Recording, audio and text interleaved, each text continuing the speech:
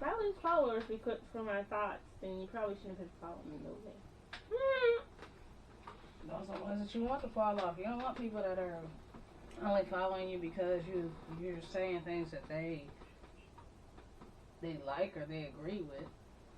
You know, you want to challenge people's opinion. Oh, by the way, guys, we're recording. Oh, we are.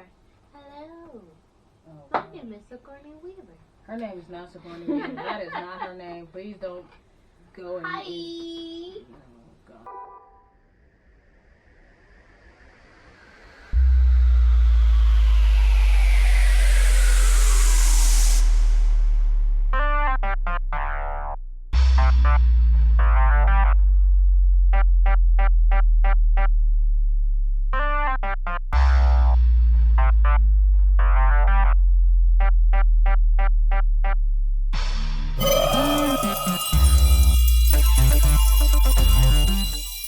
I still get nervous to this day. Like, it doesn't matter, you know. And you have no control over ice.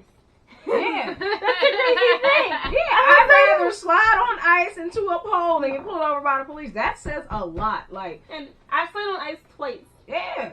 Listen, I told you we slid. I think we were on our way to get you, and I slid down the hill, and I was like, yo, this is about to be the end. Brand new car, smashed. But I would rather that happen than get pulled over. Because at least, you know, it's my fault. I have nothing. I slid. You know, The first I time can I blame slid the on ice. and it was crazy because it looks really bad out there. When I told, like, beforehand, I said, I don't feel comfortable about this. It looks really terrible outside. And he's like, no, you're good. You're good. Mm-hmm. You're just going to the mall.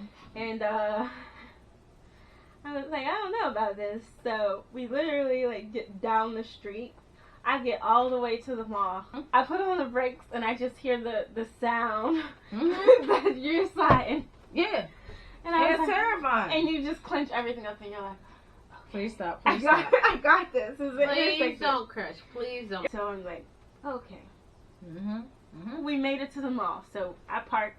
I wait for What the, you don't know won't hurt you. I park. I wait for the interview, and everything else is like when she comes back. Everything else is uphill. Yes. From the mall. It's not far. But That's you not be far. thinking about it like, yo, it's literally right there, but this But you fucking sit hill is there, in but my you way. sit there and you like- think about the things that are going to be in your way. You're dealing with the ice. You're dealing with everything else. Like, you're like, okay, this is going to be a longer process. And I remember turning and everything was just covered in ice. And I'm like, we gonna make it up this hill. We gonna make it up this hill. And Dory was spinning. Her little wheels were just spinning. I'm like, okay, I know. You zig, You could have changed the zag. tires. It didn't make no difference. I was not making it up that hill. I really thought that I was gonna get to the top and it's gonna go, and then we just gonna go sliding backwards. I'm like, yo. So she gets done with her interview, and we have to go back up that hill. Oh, Going up the God. hill is fine by now. So I'm driving down the I'm street. surprised there wasn't no ice. So I'm driving up the hill, done. I make the right to go like on the main drag, Yeah. which I was Yeah. like, this is cool. So you know how you gotta make a left Mm-hmm. to. To go down the little doohickey, yeah. Mm-hmm. I made a left and I immediately slid on ice. This car is turning. It's turning. And I'm at an intersection. The other people on the other side don't have a stop sign, but they stop because they see that it's sliding on ice. She is yelling at me. I don't know what she's saying at me because I blocked it all out. And I'm remembering everything my dad has ever said to me about sliding on ice because he taught me how to drive. Mm-hmm. And I slid into these people's yard. Oh, It was around Christmas time, and I'm glad because they didn't have no Christmas decorations. Yeah. I'm like, I'm glad there's no rocks, no Santa, no nothing out here Mhm. because he wouldn't have made it that night. Mm-hmm. So when the car stopped sliding, you didn't say anything. I was like, I couldn't say anything. I had to make sure that we were okay. Right. And I'd rather deal with that on a daily basis Mm-hmm. than deal with maybe this person that pulls me over might not be that good cop that I'm hoping. Like, you know, she gets pulled over and this cop is telling her to get out the car and it's a whole big thing and you would think because she's with a guy that's in the car that it would have been better. It didn't make any difference because you're both black.